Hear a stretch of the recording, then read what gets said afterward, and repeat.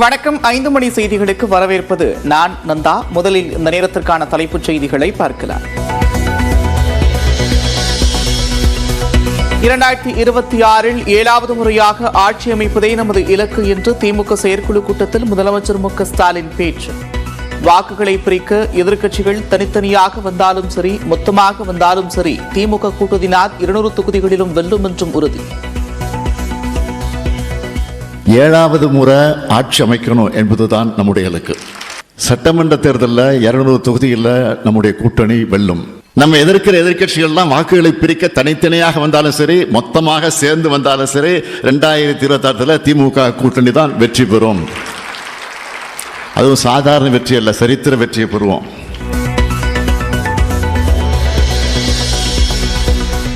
இரண்டாயிரத்தி 24 நாடாளுமன்ற தேர்தலில் எடப்பாடி பழனிசாமி தலைமையிலான அதிமுக ஒவ்வொரு தொகுதியிலும் சராசரியாக 1.5 லட்சம் வாக்குகளை இழந்திருக்கிறது. எடப்பாடி பழனிசாமி அவிழ்த்துவிட்ட பொய்க்கணக்கை அடிப்படை அறிவுள்ள அதிமுகவினரை நம்ப மாட்டார்கள் என்றும் முதலமைச்சர் மு.க. ஸ்டாலின் பேச்சு. ஒவ்வொரு தொகுதியும் சராசரியா 1.5 லட்சம் வாக்குகளை இழந்திருக்கு எடப்பாடி தலைமையிலான அதிமுக. அதிமுக தொண்டர்களுக்கு சாதாரண கூட்டுறவு கணக்கே தெரியாதுன்னு நம்பி பொய் கணக்கை அவிழ்த்து விட்டிருக்கிறார். அவர் சொன்ன கணக்கு அடிப்படை அறிவுள்ள அதிமுக நிச்சயமாக கேட்டு ஒத்துக்க மாட்டாங்க, சிரிச்சுக்கிட்டு இருக்காங்க.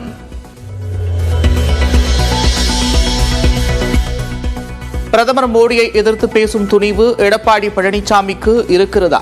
முதலமைச்சர் மு.க. ஸ்டாலின் கேள்வி.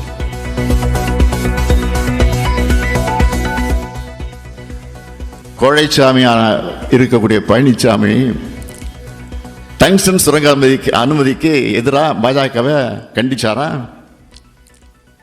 புரட்சியாளர் அம்பேத்கரை கொச்சைப்படுத்தின ஒன்றிய அமைச்சர் அமித்ஷாவுக்கு எதிராக கீச்சு குரலாவது கத்தினாரா? பிரதமரை எதிர்த்து பேசுற துணிவு அவருக்கு இருக்கா? கிடையாது. அம்பேத்கர் பற்றி அவதூறாக பேசியதாக அமித்ஷாவுக்கு திமுக செயற்குழுவில் கண்டனம். பெஞ்சல் புயல் நிவாரணமாக 2000 கோடி ரூபாயை உடனே விடுவிக்கவும் வலியுறுத்தல்.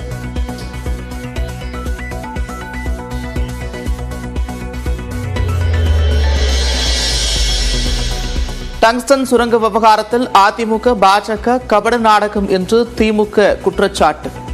பாஜக அரசு ஏலம் விட்ட நிலையில் சட்டத்தை அதிமுக ஆதரித்ததாகவும் கண்டனம் தெரிவித்து தீர்மானம். சுரங்க ஏல சட்டத்தை ஆதரித்த அதிமுகவும் மாநில உரிமைகளை பறிக்கும் அப்படி ஒரு சட்டத்தை கொண்டு வந்து நிறைவேற்றி டங்ஸ்டன் கனிம ஏலம் விட்ட ஒன்றிய பாஜக அரசும் போடும் கபட நாடகத்திற்கு செயற்குழு கண்டனம். சமூக வலைதளங்களில் திமுகவை பலப்படுத்த வேண்டும் என்று துணை முதலமைச்சர் உதயநிதி ஸ்டாலின் பேச்சு.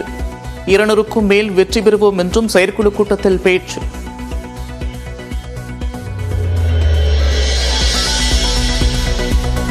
குவைத் நாட்டின் உயரிய விருதான ஆர்டர் முபாரக் அல் கபீர் விருது பிரதமர் மோடிக்கு வழங்கப்பட்டது. சர்வதேச நாடுகள் மோடிக்கு வழங்கிய விருதுகளின் எண்ணிக்கை 20ஆக உயர்வு.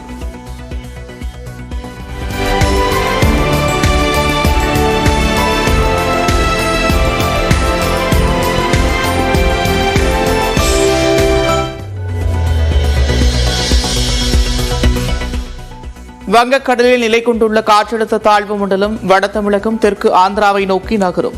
இன்றும் நாளையும் தமிழகம், புதுவையில் லேசான மழை பெய்யக்கூடும் என்று வானிலை மையம் தகவல்.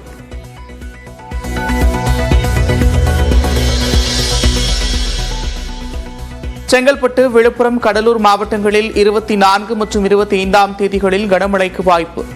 கிறிஸ்துமஸ் நாளில் புதுச்சேரியில் கனமழை பெய்யலாம் என்றும் வானிலை மையம் கணிப்பு.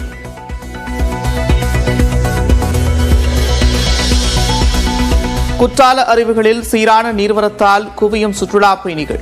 பழைய குற்றாலத்தில் மற்ற அருவிகளில் உற்சாக குளியல்.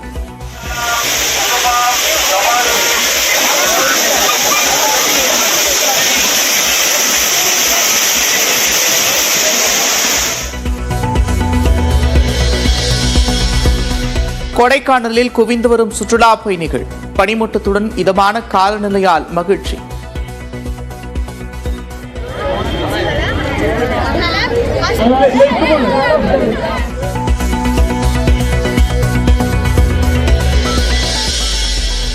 விடுமுறை சீசன் என்பதால் உதகை தாவரவியல் பூங்கா, ரோஜா பூங்காவில் சுற்றுலா பயணிகளின் வருகை அதிகரிப்பு.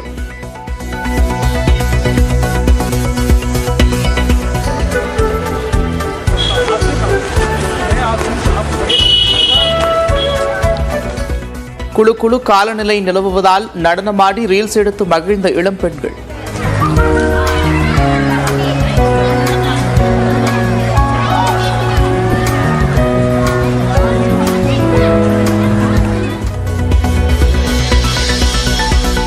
திருத்தணி கோவிலில் கூட்டத்தால் சுவாமி தரிசனம் செய்ய 2 மணி நேரம் காத்திருப்பு. மலை அடிவாரம் வரை கடும் போக்குவரத்து நெரிசல்.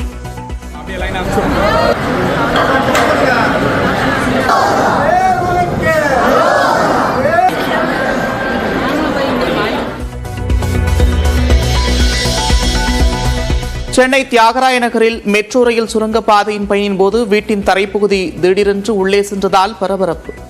சீரமைப்பு பணிகளை மேற்கொண்டு உரிமையாளர்களுக்கு மாற்று இடத்திற்கான செலவையும் மெட்ரோ நிர்வாகமே ஏற்க ஒப்புதல். நாங்கள் என்னவோ உங்களுக்கு என்ன பண்ணணுமோ அது பண்ணி தரோம் நாங்கள். ஸோ ஈவினிங் ஃபுட்டெல்லாம் அரேஞ்ச் பண்ணாங்க. ஸோ ஹோட்டல் ஸ்டேயிங்கு எல்லாமே அகாமடேஷன்லாம் இருக்குது. சமூக வலைதளங்களிலும் பொதுவெளியிலும் யாரையும் திட்ட வேண்டாம். தெலுங்கானா முதலமைச்சர் ரேவந்த் ரெட்டி தன்னை விமர்சித்து வரும் நிலையில் ரசிகர்களுக்கு அல்லு அர்ஜுன் வேண்டுகோள்.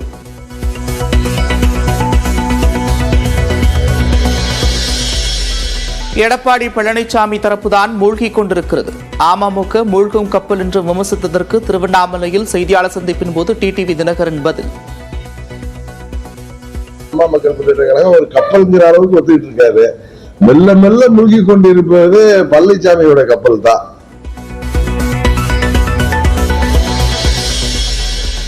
நாங்கள் வாக்கு பிச்சை எடுக்கிறோம் என்றால் அண்ணாமலை வாக்கை பிச்சு பிச்சு எடுக்கிறாரா? கோவில் உண்டியலில் ஐபோனுக்கு பதில் வெடிகுண்டு விழுந்திருந்தால் என்ன செய்திருப்பார்கள் என்றும் சீமான் கேள்வி. ஒருவேளை எங்க ஈரை முருகன் ஒருவர் ஐபோன்ல பேசணும் யார்கிட்ட ஆசைப்பட்டாரா? வள்ளிட்டு பேசுறது தங்கச்சி. இவர் நம்மாலு காணிக்கை செலுத்தும் போது ஒன்று இடது கையில் அலைபேசி வச்சுக்கிட்டு போட்டிருக்கலாம். சரி போட்டாரு, அதை எடுத்து அவரு அலைபேசி தானே உறுதி இருந்து கொடுத்து விட்டுருக்கணும். அதுக்கு என்ன இது முறை இருக்கு, ஒழுங்கு இருக்கு? அதுல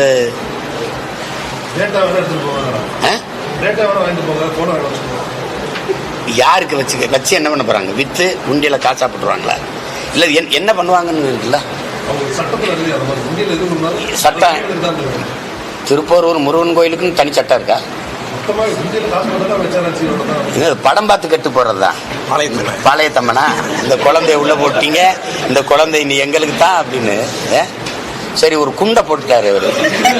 இருக்காதியா ஒரு 10 நாள் ஒரு வெடிக்கும் போது இல்ல போட்டீங்க குண்டு எங்களுக்கு தான், நீங்க போங்கன்னு சொன்னீங்கன்னா ஐயோ கால கொடுமை.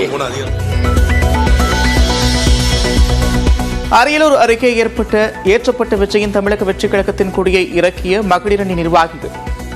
கட்சியில் தங்களை மாவட்ட நிர்வாகிகள் மதிக்கவில்லை என்றும் குற்றச்சாட்டு.